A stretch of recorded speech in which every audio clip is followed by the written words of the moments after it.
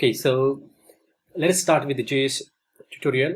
This will be very useful if you are preparing for an interview. Let us start with the introduction to JavaScript. JavaScript is a language that was first came into the world in 1995, and it was developed by Brendan Eich. The JavaScript language is standardized by ECMAScript specification. When it came for the first time in 1995, it was interpreted language, but nowadays it is also compiled language. That means JavaScript is converted to the compiled code, and then compiled code is converted into the machine code. That is, to execute the JavaScript, you will need JavaScript engine, and there are several JavaScript engines. For example, if you are using a Chrome browser, the engine that you use in Chrome browser is V8, which is developed by Google, and it was born in 2008. In Internet Explorer, we have got engine called as Chakra, created by Microsoft. Then latest version of Edge uses the V8. In Firefox, we have SpiderMonkey. In Opera, we have Kraken. In Safari, we have got JavaScript Core WebKit. In JDK also we can execute the JavaScript, and the engine that JDK uses to execute the JavaScript is Nashorm. Now let us take a look at the compilation process. So JavaScript engine reads the JavaScript file, and first of all it goes to the parser. From the parser it goes to the AST, that is Abstract Syntax Tree processor. After that it goes to the interpreter, and then from the interpreter it creates the machine code. If you go to this website astexplorer.net, you can see how the JavaScript engine converts the JavaScript into the AST, that is Abstract Syntax Tree. So here we have got a simple statement where we are assigning 10 to the variable a, and on the right hand side you can see how the tree looks like AST. This is called as an AST, Abstract Syntax Tree. So this is how it converts the JavaScript code into the Abstract Syntax Tree, and then finally interpreter looks at that tree and then converts that this AST into the bytecode, and then finally it gets executed on the machine. Nowadays we also compile the JavaScript as well, and for the compilation it first goes through the profiler and then goes through the compiler, and then optimized code is created. So if you see this path, when we compile the JavaScript, optimized code is created, but when we interpret, the code is not optimized. JavaScript engine looks at the statements and then interprets and executes. There is no optimization step here, but the main purpose of the having compiler is that the code is optimized, and that way we can execute the JavaScript in a very fast manner. That's why V8 is very fast. As you know, Chrome is the leading browser currently in the world. So if you compare this one with other programming languages, for example in C++, after the compilation and linking, the exe file is created. In Java, bytecode is created, which is understood by the Java virtual machine, and then Java virtual machine will convert that bytecode into a machine code. So C++, C, Java, all these are compiled languages. They are not interpreted. But there are some languages which are interpreted as well as compiled. For example, JavaScript is both interpreted as well as compiled language. And along with that, there is a Python as well. Python is also interpreted as well as compiled language. Now let us take a look at architecture of the JavaScript. So JavaScript engine has got the heap and the stack. So these are nothing but they're just memory locations. To execute any JavaScript engine will request the heap and the stack from the operating system, and then operating system will allocate some memory that JavaScript engine can use. There is one more concept called a JavaScript runtime environment.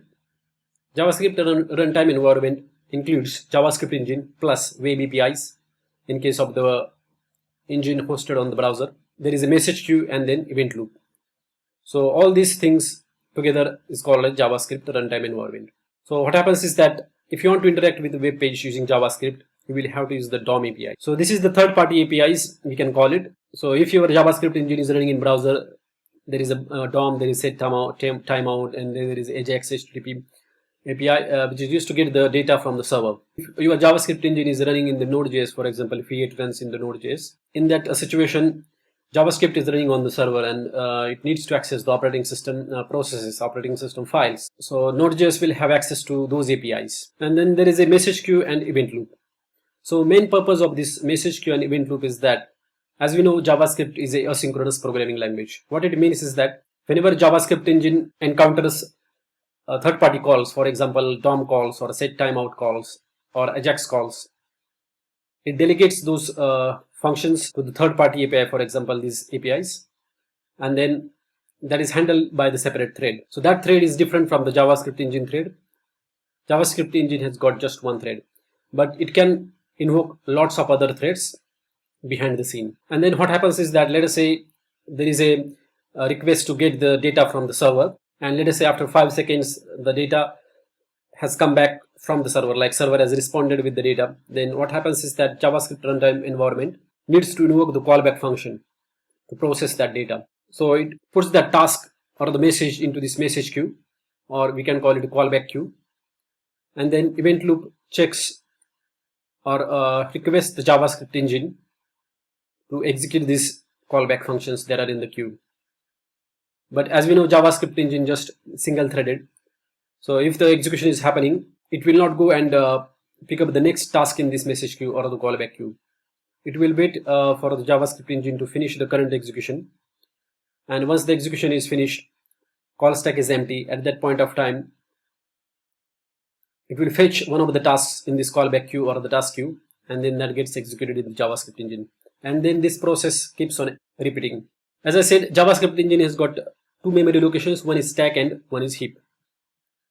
Since it is a limited memory, problems can occur. For example, let us say stack can handle just 10 calls or the 10 stack entries. If it exceeds that stack limit, then a stack error will occur. So I'm going to demonstrate this here right now.